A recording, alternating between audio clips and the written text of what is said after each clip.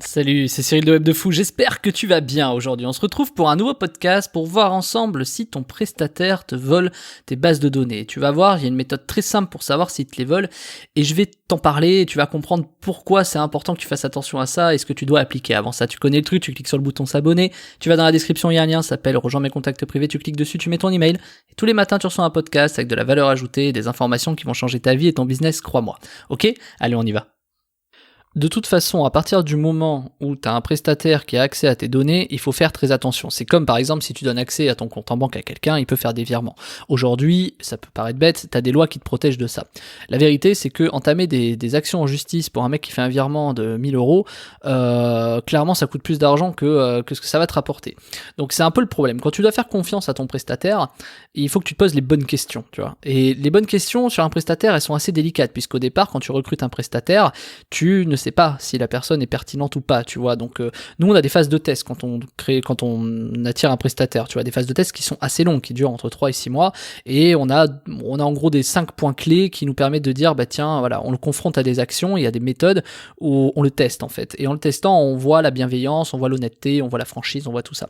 C'est hyper important, d'autant plus dans les métiers du web, puisque tu dois faire très très attention aux gens que tu fréquentes. Alors au départ, ils peuvent te paraître bien, d'ailleurs je vais continuer sur cet exemple-là, tu fais tes tests et tout, pendant 6 mois, le mec, bon, il passe sous la main tous les filtres que tu peux poser pour voir si tu peux lui faire confiance, mais t'es pas à l'abri que d'ici 1 an, 2 ans, le gars, il pète pas un boulon, ou que tu fasses pas toi de la merde, et qu'il soit pas content, et qu'il se dise, vas-y, lui, je vais le faire chier, tu vois.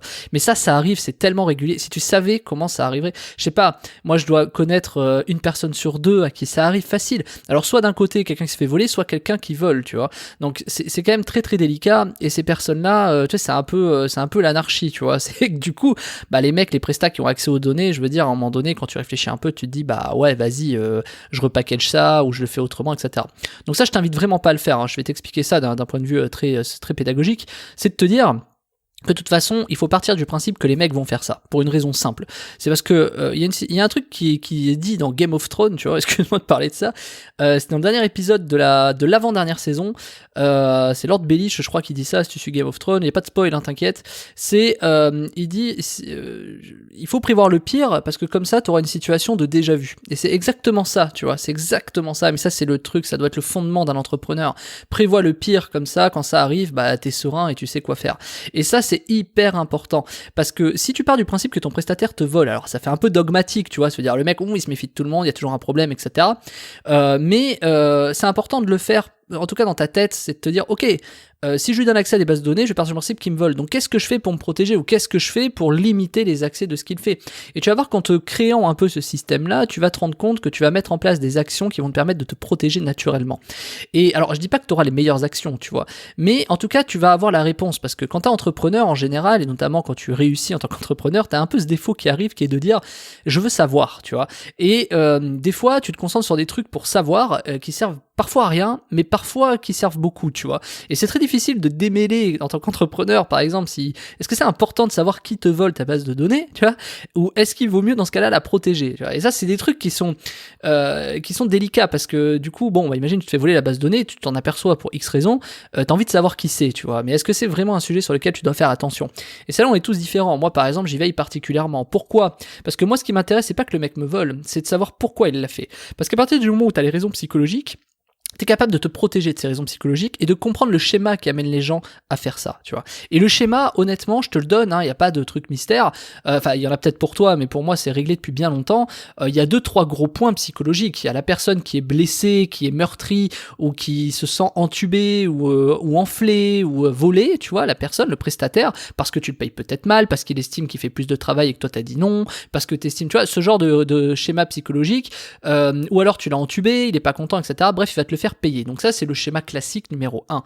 Le deuxième, c'est le fourbe, c'est de dire que le deuxième, lui, tu sais pas si tu l'as blessé. Lui, tu sais pas s'il est vénère ou pas, parce qu'il a dit oui, tu vois, il est content, mais il va te le faire dans le dos. Tu vois, celui-là, le fourbe, il est terrible, hein.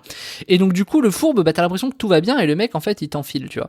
Alors là, t'as plusieurs techniques. Moi, ma technique principale, c'est de dire, par exemple, c'est de toujours veiller à ça. Et tu vois, finalement, entre ces deux-là, avant de te parler du troisième, entre ces deux-là, finalement, le cas est le même. Le mec te vole la base de données. Donc, tu vois, les raisons psychologiques sont importantes parce qu'elles permettent d'anticiper, tu vois vite le mec, tu vois, c'est-à-dire que quand t'as un prestat qui est pas content, déjà faut te méfier un peu. Après, est-ce que ça veut dire que le prestat a tous les droits? Bien sûr que non, le prestat il doit pas te voler, tu vois, enfin, c'est pas le sujet.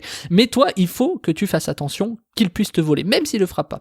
Et le troisième, c'est vraiment le plus bâtard, c'est le mec qui il a passé tous les tests de filtre, il a passé tous les machins, et il te dit pas oui à tout, lui, parce que lui, il va essayer de te montrer qu'en fait, il est bien dedans, tu vois, c'est-à-dire que tu peux lui faire confiance, etc. Et en fait, tu le vois même pas, mais le mec, il va en fait tout simplement te voler au fur et à mesure, tu vois. Et ça, tu le vois pas. C'est les pires, c'est vraiment les pires, parce que tu leur fais confiance, tes machins, etc. Et tu vois pas le truc arriver parce que tu vois pas pourquoi. Et ça, il y a que le temps, malheureusement, qui répond à ça. C'est-à-dire, à un moment donné, les mecs sont de plus en plus gourmands, il faut que tu fasses confiance à la nature humaine là-dessus. C'est que les mecs, à un moment donné, ils sont de plus en plus gourmands et tu vas le voir. C'est-à-dire que, tu sais, qui vole un œuf, vole un bœuf. C'est exactement ça. Donc, globalement, peu importe le mec, t'as, en gros, le mec qui fait de l'impulsif, c'est-à-dire le prestataire qui va dire, ouais, je suis super content, vas-y, je vais te le faire payer. Lui, il est impulsif, donc voilà. Mais en général, moi, je crois beaucoup au karma, mais je te demande pas d'y croire. Je te dis juste que, en général, ce mec-là, quoi qu'il fasse, ça marchera jamais vraiment. Parce que il a pas tous les métriques, il a pas toute la bonne façon de faire, et du coup, il va essayer de la chercher, il va passer beaucoup de temps, et finalement, il fera autre chose. Donc, tu vois, le mec, il a pas tout ce que toi, t'as réussi à faire pour avoir la base de données et de la monétiser, et lui, il va la prendre, et il va essayer de faire un truc, ça marchera pas, en fait, ou ça marchera très peu. Donc, faut pas t'inquiéter de ça.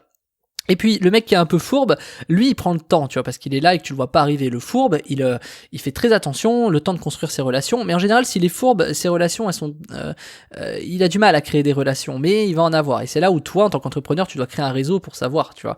Et le troisième, hein, le pire, hein, je sais pas, j'ai pas de nom pour lui vraiment, mais le troisième, c'est le mec qui, tu peux lui donner toute ta confiance, tu peux lui donner ta mère et tout, et du jour au lendemain, le mec, tu t'es pas attendu à ce qu'il te vole, et tu le vois pas. Mais tu le vois à un moment donné parce que dans les 3 cas de figure, les mecs à un moment donné, ils vont de plus en plus loin. Voilà. À part le premier, parce que c'est impulsif, tu vois, ouais, c'est un coup.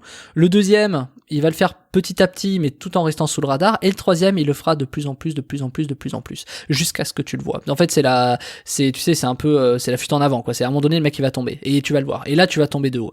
Donc, la question, c'est plus de se dire comment, toi, tu peux voir ça avant les autres. Comment, toi, voilà.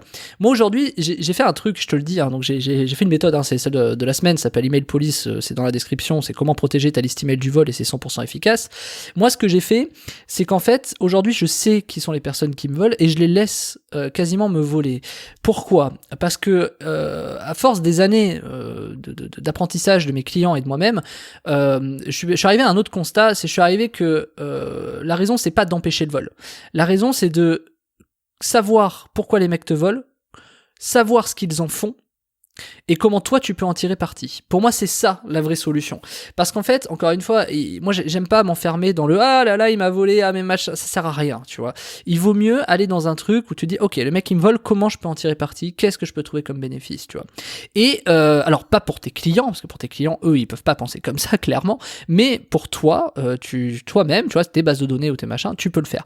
Et je te dis ça parce que c'est capital quand par exemple tu vois que ça peut paraître bête, mais c'est à dire qu'en fait tu peux tracer la personne, voir ce qu'elle y fait, et quand tu vois par exemple que telle personne vend à telle personne par exemple la base de données, et que finalement cette personne c'est ton concurrent, et que ton concurrent tu manges tous les midis avec lui, c'est très intéressant comme système, parce que en fait le vrai pouvoir de quand les gens revendent de la donnée, c'est le pouvoir de savoir c'est le pouvoir d'avoir la donnée de ce qu'ils font de la donnée. Tu vois ce que je veux dire ? En fait, tu te places au-dessus. C'est-à-dire que, imagine, tu vois ton concurrent, tu sais qu'il a racheté les bases de données à un mec qui t'a volé. Je trouve ça très très intéressant comme concept, pour une raison simple, parce que ça permet de trier tes amis, ça permet de savoir ce qu'il en fait, etc. Et t'es pas à l'abri que le mec, il en fasse mieux que toi. Alors c'est quand même très très rare, mais ça peut arriver. Et donc c'est très intéressant de voir comment le mec fonctionne, tu vois. Et donc t'as des fréquences de ça. Par exemple, je sais pas, s'il envoie 10 emails par jour ou un email par jour, tu vois, c'est très très intéressant. Je vais te donner un exemple concret dans l'infoprenariat. C'est comme si moi, un formateur, tu sais, il y a des formateurs qui ont des prestats techniques qui sont identiques. Tu sais, il y a des formateurs, ils ont le même prestat technique, ça arrive beaucoup ça. Et ce prestat technique, le jour où il se barre avec les bases de données, tu vois, pourquoi pas, le jour où il se fâche, parce que de toute façon, il se fâchera, il faut, tu vois, je prévois le pire, de toute façon, il se fâchera, il va se barrer avec les bases de données, il va les revendre à d'autres formateurs comme moi, tu vois, imaginons. Et du coup, c'est très intéressant de tracer, d'être capable de tracer ce genre de truc, parce que tu vas être capable de voir si la personne en fait quelque chose, tu vois. Et c'est très très très pertinent, parce que tu peux te rendre compte à la fin que qui sont tes amis, qui sont tes ennemis, et comment les choses se passent. Et ça te donne une avance sur le marché qui est considérable. Plutôt que de t'enfermer en te disant non mais c'est de la merde, non mais voilà on m'a volé, et ben là tu dis non, ok, je vais en tirer un avantage de ouf concurrentiel sur le marché. Et ça, c'est capital. Mais ça, tu le sais qu'à partir du moment où tu fais de l'argent, qu'à partir du moment où tu as des contacts, qu'à partir du moment où, voilà, je veux dire, si tu débutes, c'est pas quelque chose que tu vas forcément comprendre. Tu vas le comprendre quand je vais te le dire, mais tu vas pas forcément le réaliser tant que ça t'arrive pas. C'est normal. Il y a des choses que tu les comprends qu'avant de, voilà, tu vois, comme quand t'es au seuil de la mort et que tu dis, oh putain, mais j'aurais dû faire ça. Tu vois, c'est un peu le même truc. Il y a des trucs, tu peux le savoir, mais il y a que quand tu y es confronté que tu te rends vraiment compte du sujet. Et donc, moi, j'ai développé une méthode il y a quelques années qui s'appelle donc protéger sa liste email du vol. Hein, c'est dans la description, ça s'appelle Email Police. Et ben cette méthode elle est infaillible pour tracer et t'empêcher que tes prestataires te volent. C'est-à-dire que tu vas dissuader tes prestataires de te voler ta base de données, mais en plus de ça, s'ils la volent, ils ne pourront pas la voler. C'est comme si tu veux, c'est comme s'il y avait un cadenas dessus. Et en plus de ça, si jamais ils la volent, dans tous les cas, tu vas pouvoir en récupérer de l'argent, tu vois. Et je t'explique, cette méthode, elle est infaillible, hein, elle est vraiment infaillible. C'est-à-dire que si vraiment tu as envie de protéger ta liste email du vol et de jamais te la faire voler, ou si tu t'es déjà fait voler une base de données, clairement, il faut que tu vois ça parce que c'est un truc de malade et tu n'y as jamais pensé. Nous, on l'a appliqué sur des très grands groupes, alors des très grands groupes, non, j'exagère un peu, on l'a appliqué sur des grands groupes. Pour moi, c'est des très grands groupes, mais peut-être que pour toi, ça en est pas. Je peux pas te citer les noms de clients, tu vois, mais c'est des mecs que tu connais forcément. On l'a appliqué sur des grands groupes, et c'est une idée qu'on a eue conjointement avec un client un jour, où, tu vois, c'est pas une idée qu'on a eue proprement à nous, enfin, c'est une idée qui a germé et qu'on a travaillé avec le client, et qui a créé ce process de dingue. Et aujourd'hui, on l'a jamais donné ce process à part à notre client, vu qu'on a trouvé l'idée ensemble, mais on l'applique pour nos concurrents, etc. C'est-à-dire qu'ils font appel à nous pour créer cette méthode. Et moi, cette méthode aujourd'hui, je te la révèle dans la formation. Je te la donne, ça va être payante bien sûr, mais je te la montre en tout cas, et je te montre vraiment cette méthode, comment elle fonctionne. Et c'est assez lunaire, quand tu vas comprendre le truc, tu vas te dire, mais oui, bien sûr, c'est absolument ce qu'il faut que je fasse. Et je te parle pas de trucs que tu connais, tu peux pas connaître cette méthode, je te le dis, je peux même pas citer le truc, mais tu ne peux pas connaître cette méthode, vu qu'elle a été inventée dans nos têtes. Donc de toute façon, ce que tu vas apprendre, c'est royal, et ça va te donner une avance en plus sur tes concurrents. C'est exactement ce que je te disais juste avant, il y a 2 minutes, c'est que en plus tu vas pouvoir en dégager un bénéfice direct, tu vois. Donc je te laisse cliquer sur la formation dans la description qui s'appelle Email Police, protéger sa liste email du vol. Tu cliques dessus, je te rejoins de l'autre côté, tu vas voir, c'est un truc de malade. Salut Martin.